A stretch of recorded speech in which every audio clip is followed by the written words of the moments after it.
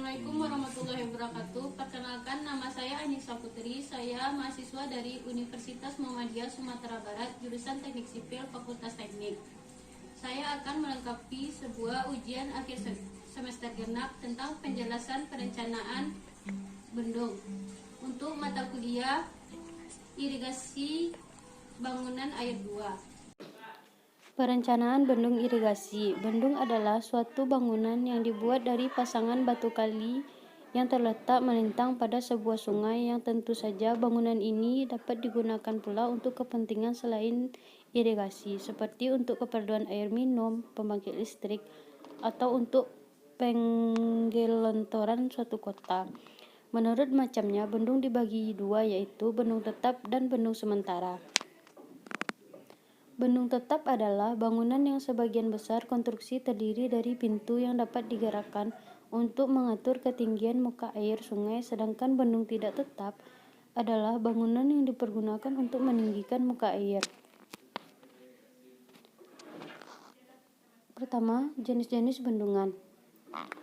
Poin pertama adalah bendungan tetap. Bendungan tetap adalah jenis bendung yang tinggi pembendungannya tidak dapat diubah, sehingga muka air di hulu bendung tidak dapat diatur sesuai yang dikehendaki.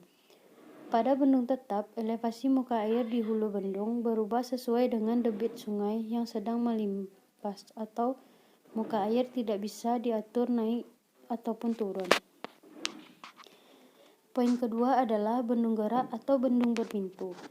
Bendung gerak adalah jenis bendung yang tinggi pembendungannya dapat diubah sesuai dengan yang dikehendaki. Pada bendung gerak, elevasi muka air di hulu bendung dapat dikendalikan naik atau turun sesuai yang dikehendaki dengan membuka atau menutup pintu air. Bendung gerak biasanya dibangun pada daerah hilir atau muara. Pada daerah hilir sungai atau muara sungai, kebanyakan tebing-tebing sungai relatif lebih landai atau datar daripada daerah hilir. 2. Pemilihan lokasi bendung. Dalam sebuah perencanaan, kita sangat membutuhkan pemilihan lokasi bendung ini. Dalam pemilihan lokasi bendung, hendaknya dipilih lokasi yang paling menguntungkan dari beberapa segi. Misalnya, dilihat dari segi perencanaan, pengaman operasian, dampak pembangunan, dan sebagainya. Pemilihan lokasi bendung didasarkan pada beberapa faktor, yaitu A. Keadaan topografi. Dalam hal ini, sebuah rencana daerah irigasi dapat terairi sehingga harus dilihat elevasi sawah tertinggi yang akan dialiri. Yang B. Keadaan hidrologi. Dalam pembuatan bendung, yang patut diperhitungkan juga adalah faktor-faktor hidrologinya, karena menentukan lebar dan panjang bendung serta tinggi bendung tergantung pada debit rencana. Faktor-faktor yang diperhitungkan yaitu masalah banjir rencana, perhitungan debit rencana, curah hujan efektif, distribusi curah hujan, unit hidrograf, dan banjir di site atau bendung. Yang C. Kondisi topografi. Dilihat dari lokasi bendung harus memperhatikan beberapa aspek, yaitu ketinggian bendung tidak terlalu tinggi. Bila bendung dibangun di palung sungai, maka sebaiknya ketinggian bendung dari dasar sungai tidak lebih dari 7 meter. Yang kedua, teras saluran induk terletak di tempat yang baik. Misalnya, penggaliannya tidak terlalu dalam dan tanggul tidak terlalu tinggi. Yang ketiga, penempatan lokasi intek yang dapat dilihat dari segi hidraulik dan angkutan sedimen, sehingga aliran ke intek tidak mengalami gangguan dan angkutan sedimen yang akan masuk ke intek juga dapat dihindari. Yang D. Kondisi hidraulik dan morfologi.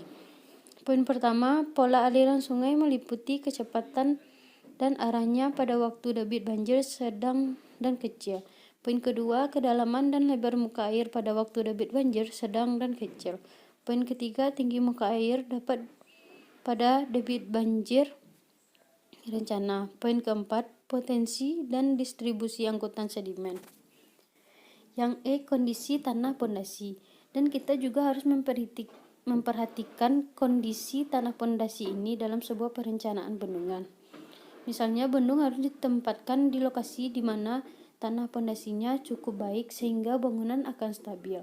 Faktor lain yang harus dipertimbangkan pula yaitu potensi kegempaan dan potensi gerusan karena arus dan sebagainya. Yang F, biaya pelaksanaan. Biaya pelaksanaan pembangunan bendung juga menjadi salah satu faktor penentu pemilihan lokasi pembangunan bendung. Dari beberapa alternatif, lokasi ditinjau pula dari segi biaya yang paling murah dan pelaksanaan yang tidak terlalu sulit. 3 bagian-bagian bendung. Yang pertama, tubuh bendung. Tubuh bendung merupakan struktur utama yang berfungsi untuk bendung laju aliran sungai dan menaikkan tinggi muka air sungai dari elevasi awal. Yang kedua, pintu air. Bagian yang penting dari pintu air yaitu daun pintu, rangka pengatur arah gerakan. Angker hoist. Hoist adalah alat untuk menggerakkan daun pintu air agar dapat dibuka dan ditutup dengan mudah. Yang ketiga, pintu pengambilan atau intake. Pintu pengambilan berfungsi mengatur banyaknya air yang masuk saluran dan mencegah masuknya benda-benda padat dan kasar ke dalam saluran. Yang D, pintu penguras. Penguras ini biasanya berada pada sebelah kiri atau sebelah kanan bendung dan kadang-kadang ada pada kiri dan kanan bendung.